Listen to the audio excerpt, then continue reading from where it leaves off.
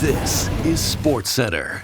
Hey, I'm Marissa Burnell, and the Toronto Blue Jays are back in action again tonight against the Cubs. They had the night off yesterday after their trip back from LA, and despite dropping the 3-game series to the Dodgers 2-1, their lead atop the AL East is still pretty big, 4.5 on the Red Sox, but the AL East is shaping up to be a wild race to the finish. Boston is red hot thanks to the emergence of their young stars, like Roman Anthony, a top 25 prospect heading into the season. Meanwhile, the Yankees have been sliding.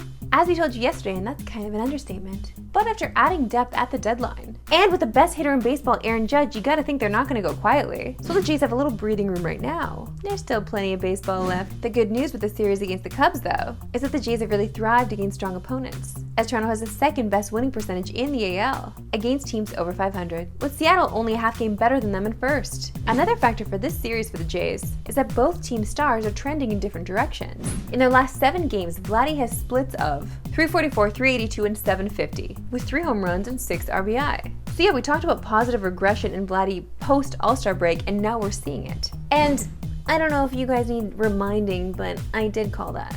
Okay. Well, for the Cubs, Pete Crow Armstrong is batting just .080 with a 115 on base, and 0 homers and 0 RBIs in that stretch. Even with the Jays rolling in first place, there's one question mark left, and that's the closer role. Incumbent closer Jeff Hoffman has been up and down all season, and it's tough to know what you're going to get every time he steps on the mound. Exhibit A Sunday against the Dodgers, as he walked 4 batters to load the bases in the 9th, before Mason Pluharty literally saved the day. And thank God for that. So with this stretch run ahead, should the Jays think outside the box and get creative with the closer role? Well, former MLB All-Star and World Series champ Eric Hosmer was on Overdrive yesterday and tossed out an opinion that no one really saw coming. Max Scherzer. Obviously, Hoffman's their closer, but something I've always teased is Mad Max. You know, Mad Max, if you were to see him in a relief role or maybe even a closing role, you know, with all due respect to Hoffman and Max, I don't know who you would give the 9th inning to, whoever's more comfortable, but you know, Mad Max has had so many innings. He's had a lot of miles on that arm. To get him up and going for 200 innings is a hard ask. And obviously the postseason, having him go 6 and 7 every 4 or 5 days is tough. So I would love to come see him air it out for 1 inning in the 8th, 9th. You know, he's got that mentality, that high energy for a closer. You guys can throw some LED lights and get some fire for him to come out of the bullpen there and get him fired up to go in the 9th inning. Listen, I don't hate the idea. I just am surprised by it. Because it does sound a little crazy, right? But with the emergence of Eric Lauer and the addition of Shane Bieber, the Jays now have some starting pitching depth. So maybe putting Mad Max in a high-leverage relief role could work. We all know he's got the intensity for the job. Sure, you know what, Jays? Shake it up. Not sure why this is the second segment and not leading the show, but hey, I don't call the shots. Here we are. The biggest story in sports officially happened late last night. Let's hear from Taylor Swift now on the New Heights podcast with this latest bombshell. So I wanted to show you something. Okay. What do we got? We got A briefcase. Yep. Mint green with TS on it.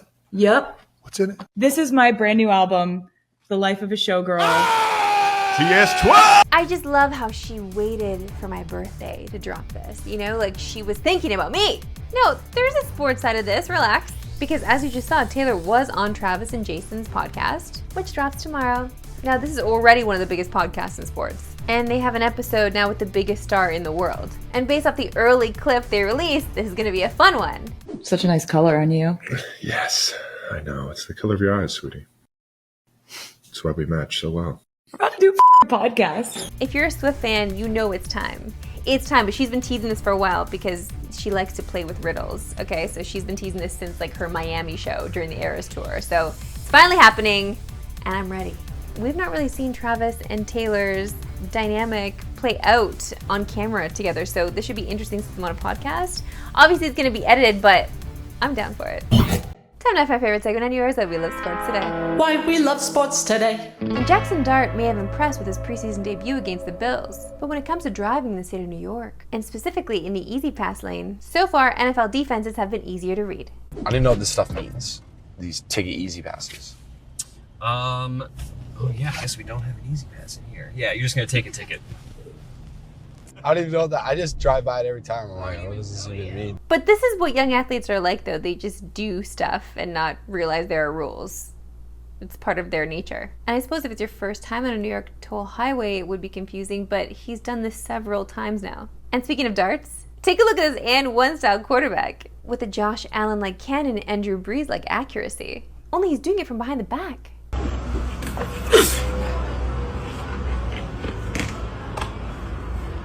it's further than that.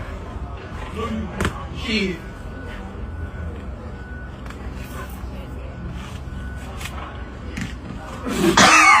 Are you kidding me? Sign this man. Someone. We need him.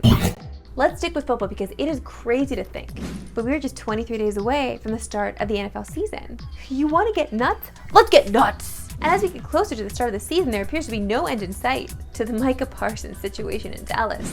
It's been just under 2 weeks since Parsons officially requested a trade. And yesterday at the premiere for the new Cowboys documentary, we heard from friend of the show Michael Irvin, who expressed his thoughts on what to do with Parsons right in front of Jerry Jones. I would appreciate it more if he just get the Michael Parsons deal done.